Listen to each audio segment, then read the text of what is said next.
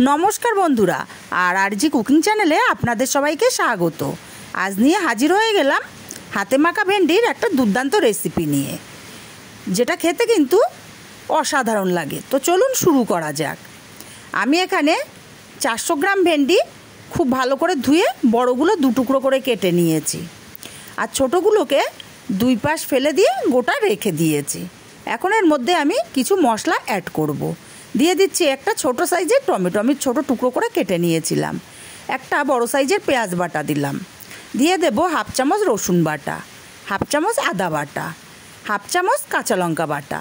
দিয়ে দিচ্ছি হাফ চামচ হলুদ গুঁড়ো, হাফ চামচ দেব ধনে গুঁড়ো, আর দিয়ে দেব সামান্য একটু কাশ্মীরি লঙ্কার গুঁড়ো। দেব স্বাদ মতো লবণ, আর দেব হাফ চামচ চিনি। দিয়ে দেবো এখানে 1 চামচ পরিমাণে সর্ষের তেল। আর বাইরে খুব ঝড় বৃষ্টি হচ্ছে, একটু আওয়াজ হচ্ছে, প্লিজ অ্যাভয়েড করবেন। খুব ভালো করে মেখে নেব, যাতে সব মশলাগুলো সব ভেন্ডির সাথে খুব ভালোভাবে মিশে যেতে পারে। একটু সময় নিয়ে মাখিয়ে নিতে হবে।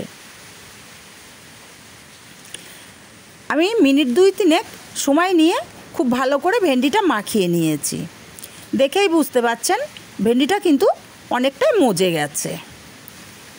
এবারে আমি উনুনে কড়াই বসিয়ে দিয়ে এখানে দিয়ে দেব 1 চামচ পরিমাণে তেল। তেলটা গরম করে দিয়ে দেব হাফ চামচ গোটা জিরে।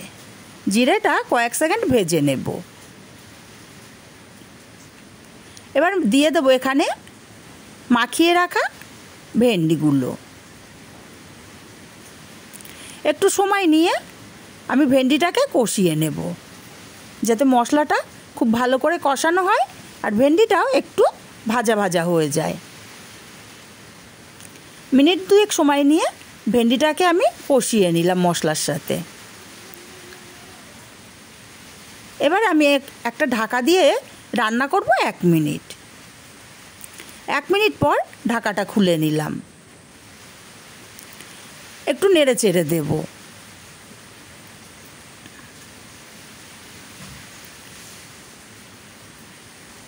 নেড়ে চেড়ে দিয়ে আমি আবারও ঢাকা দিয়ে দেব মিনিট খানিকের জন্য।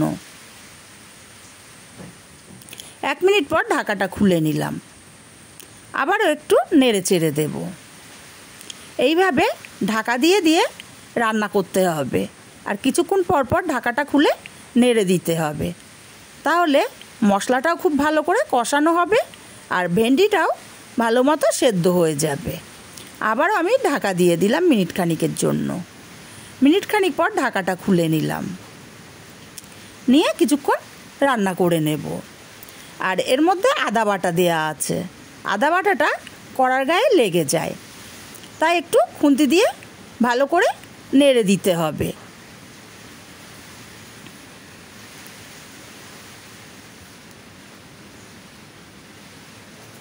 আমার কিন্তু ভেন্ডিটা অনেকটাই সেদ্ধ হয়ে এসছে।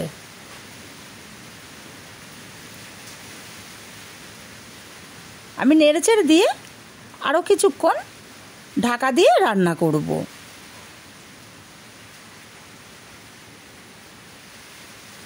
আবারও 1 মিনিট পর ঢাকাটা খুলে নিলাম। খুব ভালো করে নেড়েচেড়ে মিশিয়ে নেব। ভেন্ডিটা কিন্তু আমার একদম পারফেক্টভাবে হয়ে গেছে।